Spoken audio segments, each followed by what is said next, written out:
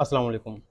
सबसे पहले ट्रिक आपको बता रहा हूँ, जब आप प्रॉपर्टी, प्लॉट, ज़मीन, आप किसी भी किस्म का एग्रीकल्चरल लैंड आप बाय करना चाहें, तो डीलर से क्या आप बात करें। पहली ट्रिक आपको बता रहा हूँ, आपने उसको अपना बजट नहीं बताना। बजट जब आप बताएंगे उसको, हो सकता है कि जो आपकी रेंज में चीज़ है, आपको मुनासिब मिल रही है, वो नहीं बताएगा, बल्कि आपका बजट ज़्यादा देखकर आपको इधर उधर की स्टोरियाँ सुनानी शुरू कर देगा, जिससे आपकी जो असल जो इंटेंशन होगी जो बाय करने की, वो आपको डाइवर्ट कर देगा। ठीक है, आप उसको बोलें जो एवरेज रेट है या उससे नीचे जो चल रहा है वो मुझे बताएं बस। उससे ये होगा कि आपको अच्छी चीज़ मिल जाएगी, आपके पास ऑप्शन भी होगी।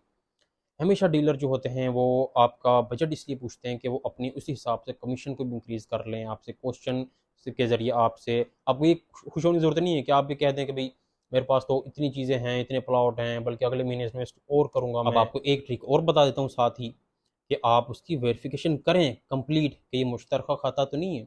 अगर है तो किसका कितना आता है, क्या तकसीम हो गया है। ये ना हो कि आपको सेल करने के बाद एक स्टे लग जाए, तो इशू चल जाए कि फ़लाँ बंदे की मर्ज़ी के बगैर ये सेल हो गया, या आपकी मुश्तरका खाता था, आपने लिया यहाँ से 3 मरला और दे दिया आपको पीछे जाकर कहीं से जगह। तो इस तरह के बड़े इश्यूज़ होते हैं। आपने चेक करना है कि क्या इसके ऊपर स्टे तो नहीं लगा हुआ।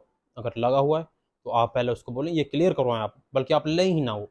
जिस पर स्टे लगा हुआ, नॉर्मली इस तरह होता है कि आप अगर उस स्टे को रिवोक करवा लेते हैं अदालत से, तो अगली पार्टी अपील में चली जाती है, वो फिर ऊपर की अदालत में जाके फिर स्टे लग जाता है।